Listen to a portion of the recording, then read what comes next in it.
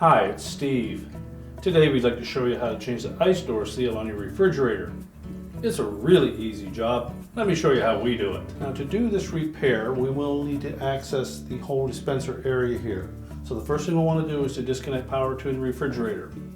So locate the electrical panel, turn off the appropriate breaker or remove the appropriate fuse, or pull the refrigerator far enough forward that you can unplug it. And once we've done that, our next step will be to remove this grill at the very bottom. Simply grasp it, pull it forward, and just set that aside. Well, that will expose 3 screws across the bottom that hold that housing in place. So we'll go ahead and take those out. Now one of these screws is located just slightly behind that handle, so we suggest that you put a little piece of masking tape to protect the screwdriver from marring that door handle. So remove the 3 screws, and we're going to lift up on that escutcheon and release 3 tabs at the top. Just going to rotate that and tilt it out. And you'll note that there is a wire harness that connects to the display board. We're going to disconnect that harness at the board. Pull it straight away, and then we can set that escutcheon aside. And next we'll remove 3 screws that secure that whole assembly to that housing.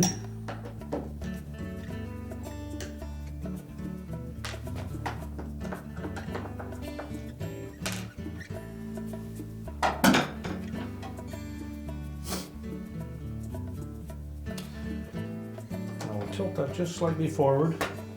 You can access a wire harness connector on the left hand side here. We're just going to depress that harness connector. There's a little locking tab on that. Press the tab and pull the harness straight back, and that will disconnect it. We're going to remove this whole assembly from the refrigerator. The only thing holding it in place is that water line that comes out through the dispenser opening. So we'll need to push that water line up through that opening. So just take a flat blade screwdriver, just something that you can catch the edge of that tubing.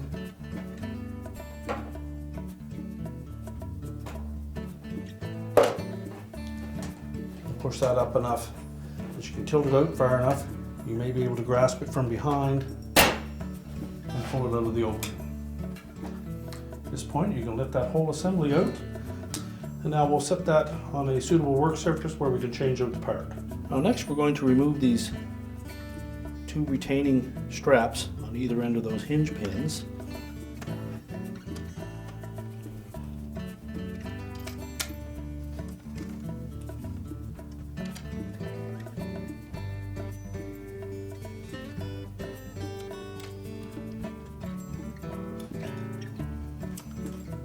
Now that will allow us to lift the actuator lever away from the assembly. Now our next step will be to remove that hinge pin for the ice chute door. So first of all, take note of where the arms are on the spring. And then with a pair of pliers, just grasp the center portion of that shaft.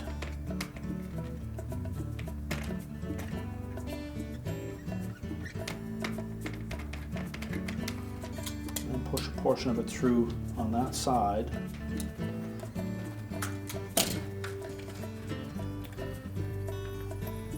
And you should be able to pull that spring right off of that shaft. Set that aside.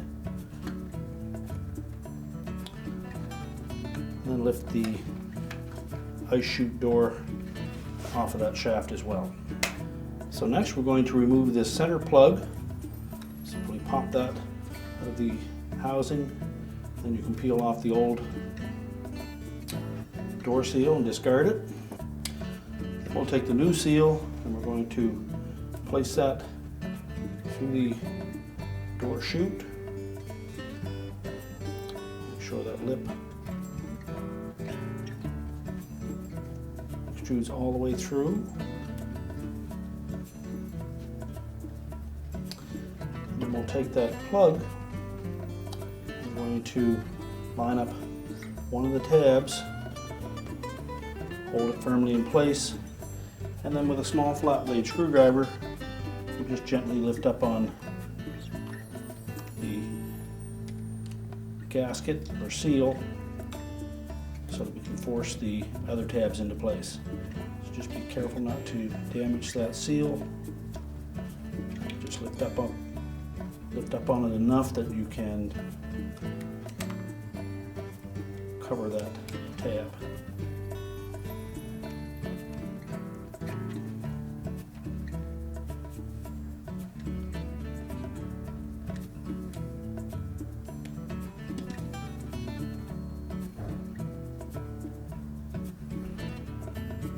I've rotated that plug around so that the tabs don't line up with those slots anymore.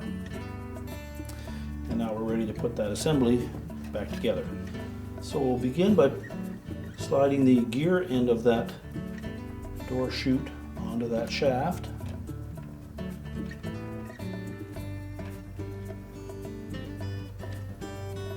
Make sure it's all the way over. Next we'll take the spring. We'll start by fitting the long end in, and we're going to tuck that loop down inside the housing.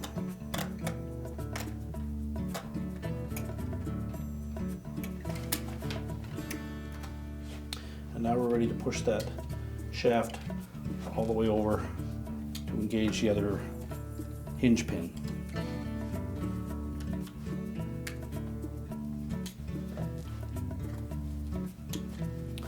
Now you may use a small soft face hammer and just tap that gently. Support that housing.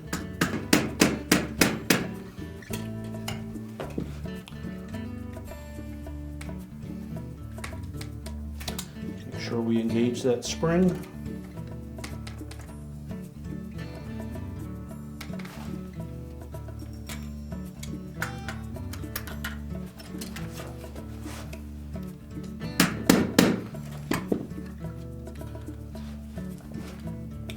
Then line it up with that opening.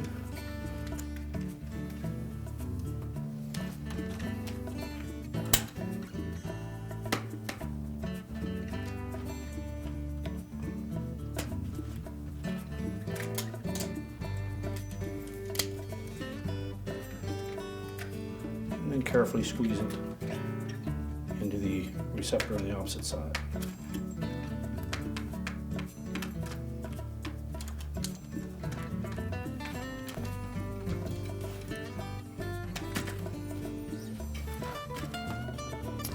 Now to install the actuator, we're going to partially close that flapper, and these two pivot pins on the back side of that actuator are going to slide over these two ramps on the side of the ice chute door.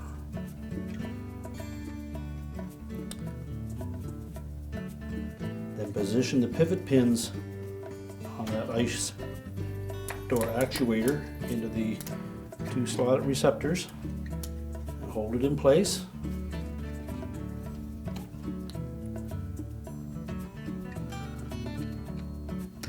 Install a retaining bracket on both sides.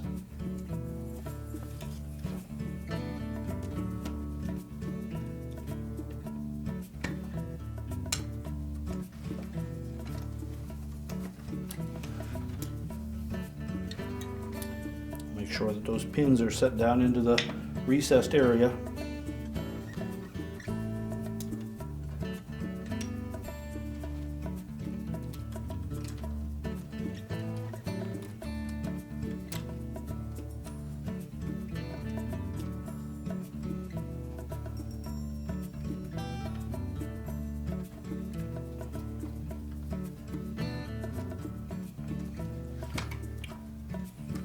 And when properly installed, the door should open like that. Now we're ready to put that assembly back into the refrigerator. Now when reinstalling this assembly, the difficulty that you will encounter is trying to fit that water tubing back into that opening. And we found the best method to do that is to simply position the housing in place, attach it with the 3 mounting screws. We'll roughly push that water line where it should be, and then we're going to take that control board, tilt it forward so we can reach in and guide that water line down into the spout. So we'll line this up, reconnect the wire harness on the side, again making sure that that locking tab engages. Then with a pair of needle nose pliers, just take that water line and make sure it lines up right over top of that opening.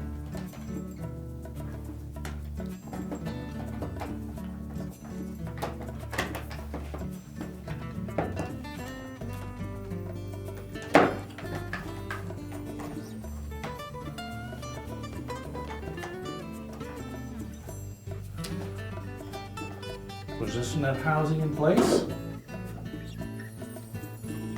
and then we'll install the 3 retaining screws.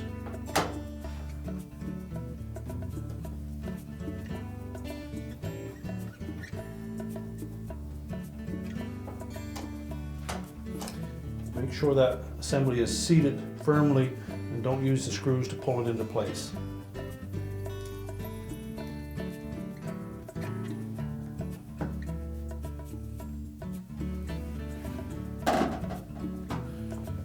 Using a number 1 Phillips screwdriver, we're going to remove these 6 screws that secure that board and the plastic shield. These are very fine screws, so use the proper size screwdriver for them. You'll need to remove the 3 top ones first to get that shield out of the way.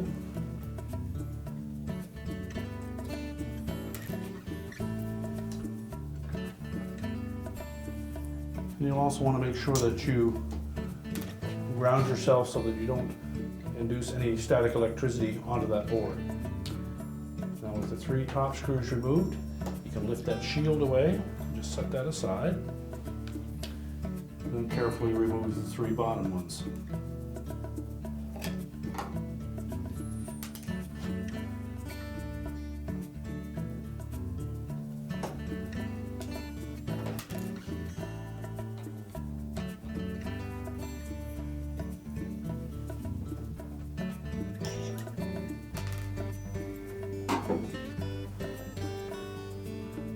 I'll just carefully lift that board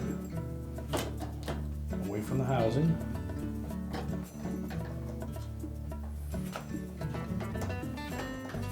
You may need to disconnect that harness just temporarily,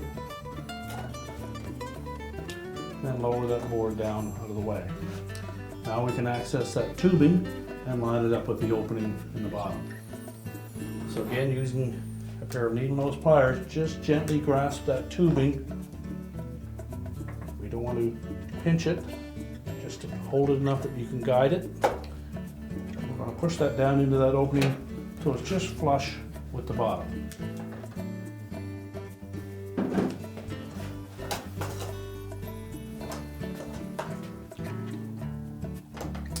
Reconnect that harness if you've disconnected it.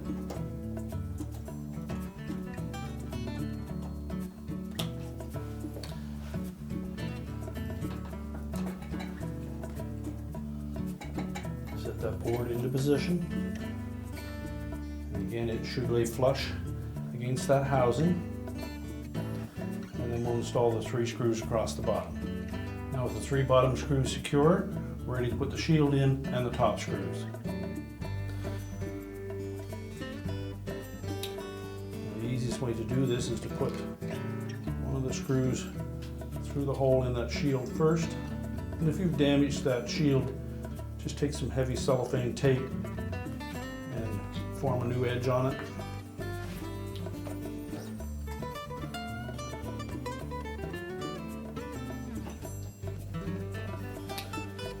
Now with those screws attached, our 3 mounting screws are tight, we're ready to put the escutcheon back on.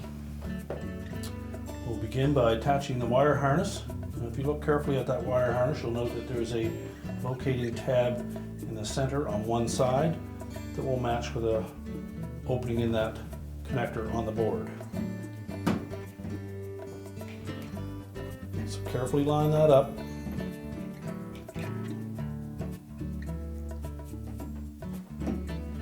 And then press the connector firmly onto the board.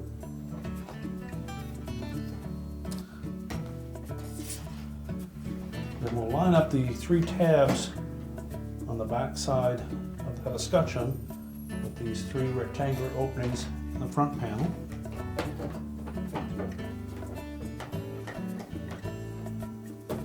Press them firmly in and then push the assembly down. Now we'll secure it with the mounting screws on the bottom. And then the protective tape. Next we'll put the drip tray back in. Simply line it up on both sides.